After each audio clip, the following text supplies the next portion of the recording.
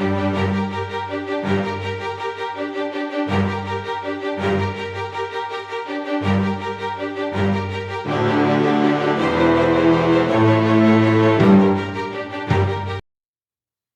and welcome to Hexed Encountered. I'm Joe. In this video, we will be taking a first look at the game Total War Rome, the board game.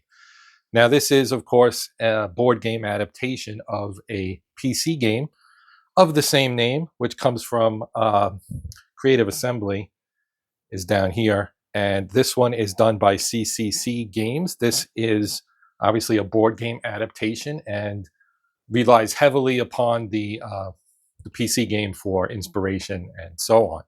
So we're going to take a quick first look at this game and then do a playthrough later on. So let's get the shrink off this guy, and then we'll take a look at the components and see what else is in the box. Okay, so let's take a look at the back here before we open the box itself. All right, so you get a nice look at the components and the layout of the game. You do have 4 powers or factions, if you would prefer to call them that: Carthage, Rome, the barbarians, and Greece. Right?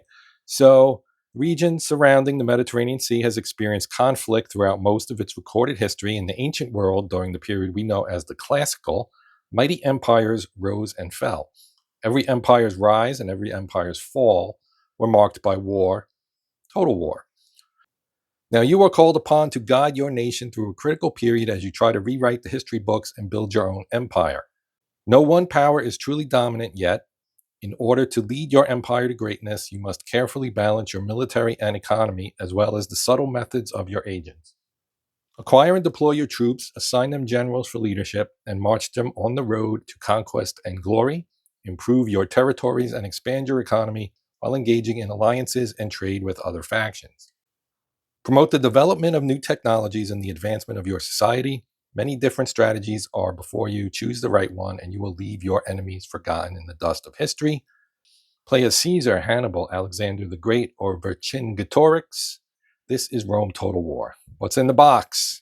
Full color play map, 4 faction boards, 440 cards. 330 of those are factions. 55 action cards, 43 ship cards, 12 initiative cards. 120 faction markers, 30 unrest markers, 106 coin tokens, 1 12-page rulebook, 1 starter sheet, 2 quick reference guides, a 32-page reference book, 20 custom D6 skull dice, 1 D12, 40 miniature figures, and 76 wooden infrastructure miniatures. This is for 10 and up. It's a 3-hour-ish game, 180 minutes. And players 1 to 4, so you can play it solitaire or with up to 4 players. So that's pretty nice. So let's open it up here. Really nice thick box. I love the art. Let's see. This is a quality box. It's got a nice satiny finish to it as well. Okay, so here's our reference manual. All right, so let's take a look at this first. Okay. Here's our contents. You got designer notes, examples for each element of the game. They do have video examples on the totalwar-theboardgame.com, and definitions in a glossary for all the key terms that are italicized. Here you have the concept. Okay. Nice note here. I'm a designer who has played the Total War Rome computer game to death in my travels, a historical expert through 50 years of study, and a tabletop war gamer and rule creator. So yeah, that's I'm assuming Simon Hall, the game designer. And you do have the credits here, so you can see all of the folks who worked on the game itself, right? So you got your conceptual stuff here about taxes to raise money, improve your regions to make them more valuable, develop your capabilities, recruit the right armies and navies for your strategy, use agents to hinder your enemies, form alliances and trade, upgrade your armies and generals through battle experience, expand your empire by assimilating independent regions, hire mercenaries, defend your homelands. Then you've got notes on your 4 major factions. You've got Rome, of course, since that is the faction that is in the title of this particular game. We also have Carthage, Greece, and the barbarians. The rationale for the rules: the CCC dice system. The game uses a set of special skull dice that the creator, Mr. Hall, he created in 2016 specifically for wargaming, having found a unique way of combining damage and special effects. These dice are at the heart of all my tabletop rule sets, which already cover Ancients, Renaissance, and World War II, Napoleonic, ACW, American Civil War, and fantasy battles in development. CCC stands for Color, Control, and Combat. In tabletop battles, we use colored cards or discs for movement, as well as the colored dice for combat outcomes. In this game, the dice are used for combat outcomes and outcomes for a range of agent actions. The dice come in 5 colors in order: red, yellow, green, white, and black, with red the most dangerous and black the least. So we'll get into the rules and everything as we play, but this is great background on the specifics of how the dice work, and you can see the dice here, and we'll see the dice themselves here in a little bit. And we got an explanation of the battle system, getting the right feel for your barbarians, the unique faction boards, multi-purpose agents. So the faction board has a development tree that is unique and aims to reflect the true historical character of the nation. So again, if you've played the PC game, this has a lot of the, as you would expect, being a board adaptation of a PC game, this has a lot of the same elements to it. The Marian reforms, that was the Roman legion development or reformation under Gaius Marius, who was one of the great leaders of ancient Rome. How you improve your armies, events, and adjustable background chaos, expandable by design. So yeah, nice. Deeper battle experience. This is good stuff because this is all background, right? This is your reference manual. So I won't go through much in depth here. We just want to kind of go gloss over it, and then we'll go in future videos. We will look in more in depth at how the game plays and so on. Strategic choice and tactical tips.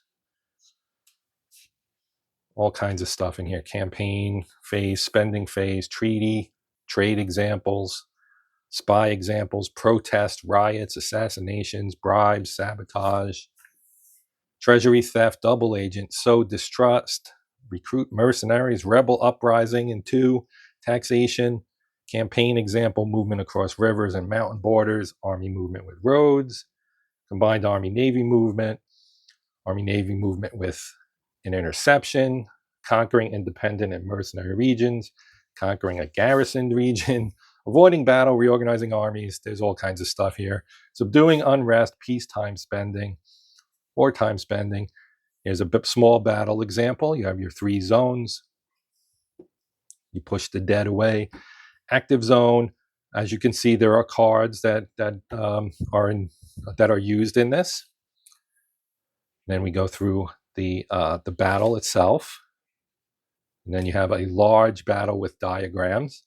Barbarian army, Roman army. Combat 1. This is a really nice explanation of everything. Each phase we've gone through, or 4 so far. 5, 6 here, 7 and 8. 9, and then you have your survivors and the battle narrative, and then we have our glossary here with all of the italicized text explained. And this goes on for several pages. So as I mentioned, and then there's a note area at the back where you can add your own notes. This is a pretty extensive reference for use with the game. So now let's take a look at the rule book. Okay, here is our rule book. Okay, so the purpose of this booklet is to teach you how to play. So then you're going to go through everything here. There is a quick reference sheet that we'll see in a bit. Winning the game, victory points. How do you score your victory points? All the various things you can do. Your skull dice and an explanation, basic explanation of them. Your army cards, and this is interesting here, right? So you have your troop name, veteran hoplites, starting army if applicable, faction symbol, troop type, Good going dice, good going symbol, difficult terrain dice, difficult terrain symbol. Specials: black cancels enemy effect, red upgrades to a skull, recruitment cost in gold or upgrade only. Box arrows indicate development required if applicable. Action cards: the game board, that we'll see in a little bit. Gold value, defense value, ports, straits, difficult terrain, major rivers, mountain ranges, mercenary regions, and seas. Here's our sequence of play, the game round. Initiative phase, agent phase, taxation, campaign, spending. Universal rules. You can ask your opponent or an opponent to tell you how many troop cards they have in an army and how many are mercenary cards or how many ship cards there are in a navy. Troop cards can be artillery, which has a catapult icon, skirmishers, which has a single bow icon, and all other types, grouped under a heading of main battle card. Cavalry, chariots, and elephants are termed mounted. Okay, pretty good. Maximum size of an army is 10. Troop cards plus 1 general. 10 troop cards plus 1 general. An army must comprise 2 to 6 main battle cards and up to 2 skirmish cards and up to 2 artillery cards. Okay, there you go. Explanation of your initiative phase, how you determine who gets the initiative. Agent phase, moving them, actions. All the various actions are explained here. There are a lot of them.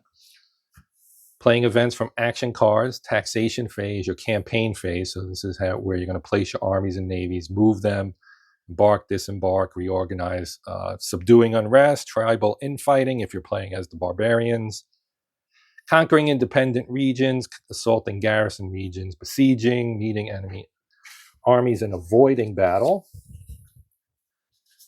meeting enemy navies, land battles, how you prepare for it, fight for terrain, various subdivisions. Obviously, I don't want to go too in depth into the rules. I just want to give you an overview. Fight for the flanks, fight for the center, envelopment, determine the victor. Now, if you've played Total War, the PC game, there's a tactical battle element to that where you fight the battles and you control your armies and move them around. So that's what all of this is kind of trying to simulate. Then we have naval battles, our spending phase, where you spend some of that gold, making enemies, broken alliances, and the end of the round and the end of the game, which is triggered by the first player to get to the target number of victory points, triggers end of the game, and that round is completed. Once the round is completed, the winner is the player with the most victory points. Pretty straightforward. Okay, now we return to our box. This is a sheet. I probably should have looked at this first. This is what's in the box. You can take an inventory of what you get. You get images showing you what they all look like. Here's our quick references guide. We've already seen these two. The starter sheet. Here's our map, 4 faction boards, the action cards, the faction card, ship, initiative, unrest markers, skull dice, faction markers, infrastructure miniatures, army, navy, and agent miniatures, your coins, and your D12. Then we have a quick reference sheet, 2-sided. On this side, you have actions, looks like to me. And this side, you have, again, the description of what is a general. That would be Gaius Julius Caesar right there, as you can see. Kind of a famous guy. Then we've got our factions here. Again, these are the hoplites that we saw in the rulebook. And then your characteristics at the bottom. Then we have the same one, second copy. Then we have in here, these would be our faction cards. They are sealed up. Let me break into them. Okay, so we have Rome. Now you can see the development tree here and what they are, right? So that's your tree here. Okay, on this side you have your purchase menu. So that's how much each thing you can purchase with your gold, such as things like infantry and military units, naval units, etc. Right. Okay. Then you can mark who your allies, who you're friendly with. This is just to track your relationships with the other factions. Up top, looks like a formation. perhaps, maybe. Types, okay. And we've got Carthage. And here's their development. You could see war elephants right there. In the upper left, as you would expect, the Carthaginians were famous for using their elephants. We again have their purchase menu, the things they can buy. You can see they're a little different from what the Romans had. They have Libyan spearmen, for example, since they were in North Africa, the Median javelin men, Hispanic scutari from Hispania, which of course is Spain these days. So that's kind of cool. Here we have the Greeks. So you have the phalanx, the famous Greek phalanx there. They also can have war elephants rather. Parthenon, siege, craft, marines, mercenaries, Olympic Games. That's a cool one. And of course, they have their hoplites, the phalangites, the Illyrian infantry, etc., etc. Everybody has their own unique military units. We'll take a look at the barbarians. Pony riders, heavy cavalry, noble cavalry, transports, biremes, triremes, etc. Their units, lowland warriors, highland warriors. So Duri, naked Geasate, sorry. Okay, those are our faction cards. Now we get into things that we would be punching out, such as these guys right here. So we've got coins, I guess, in 3 different varieties. You got gold, silver, and bronze, I would assume. 2-sided, identical on both sides. Here we have some markers for the various factions.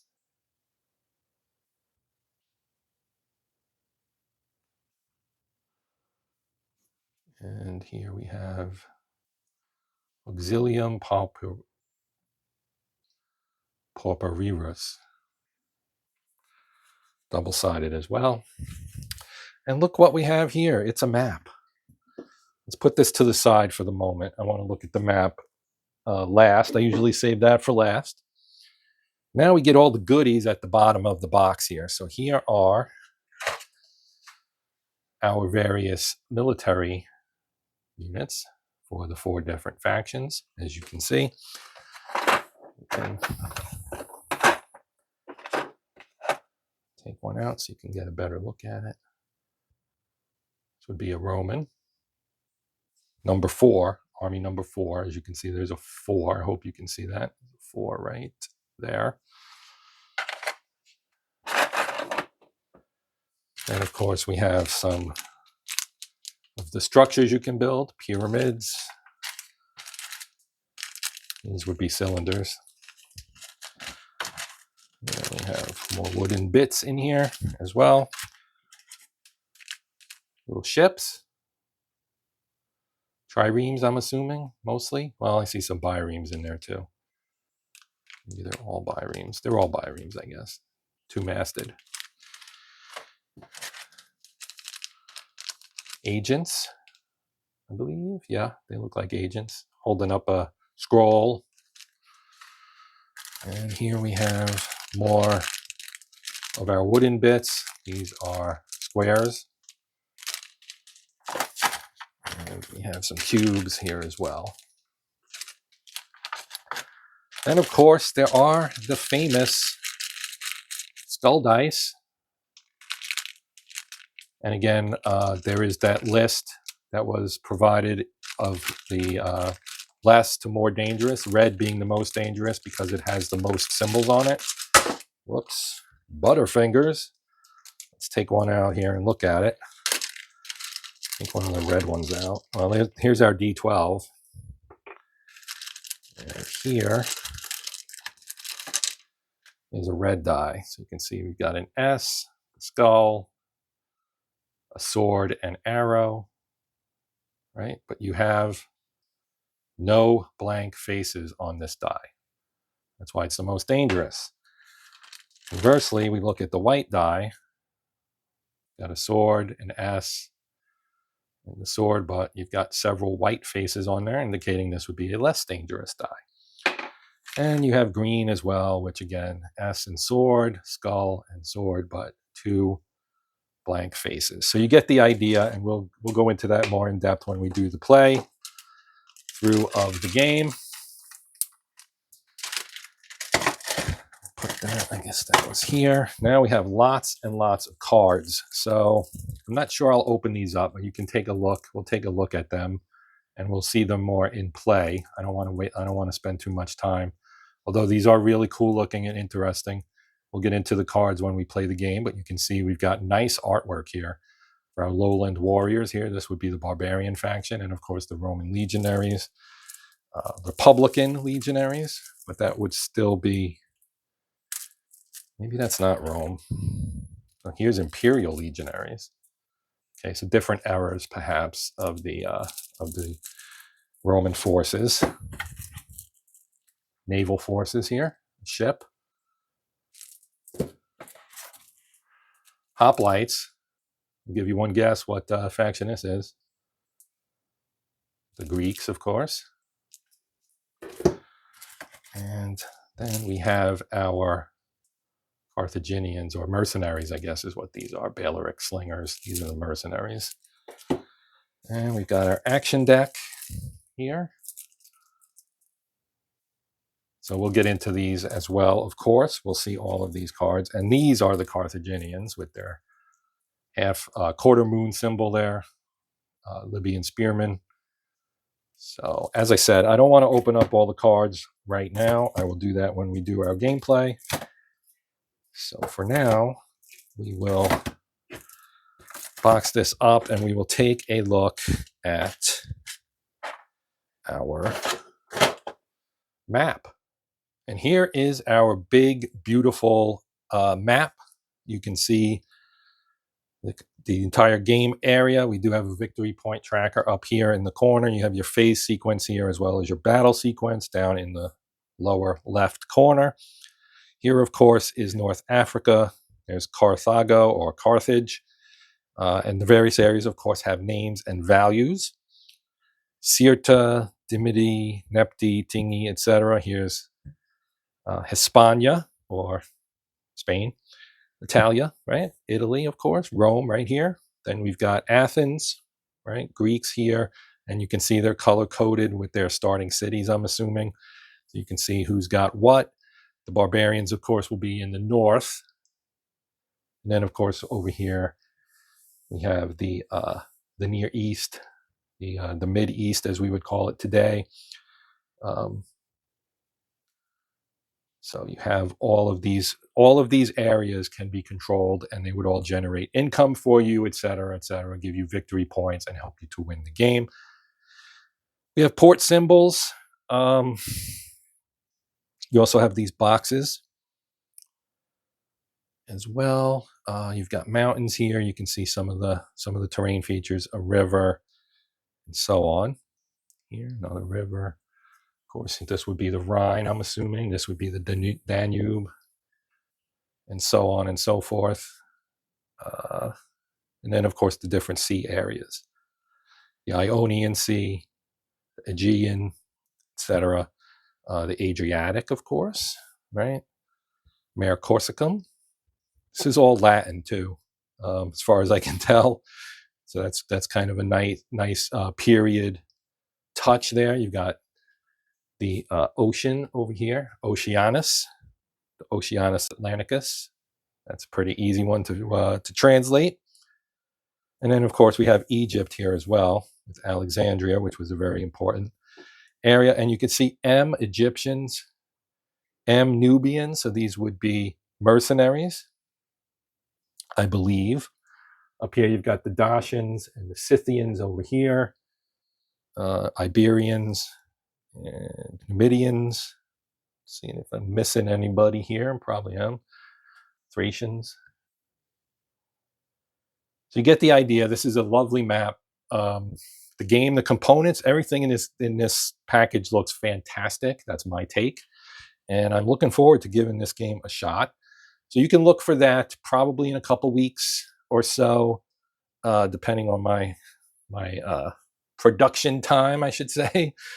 But that's going to do it for our look at Total War Rome, the board game. This is pretty neat. I love the Total War PC game series. So I'm really looking forward to checking out this board game adaptation of that. So that will do it for now. If you have questions or comments, as always, please feel free to let me know. But that will do it for this one. I do appreciate you watching. Please consider liking, sharing, and or subscribing to help support the channel. That would always and is always would be welcome and always is welcome and appreciated. As I trip over my tongue. All right. That's all. I'm Joe. This is Hexed Encountered. And until next time, as always, happy gaming.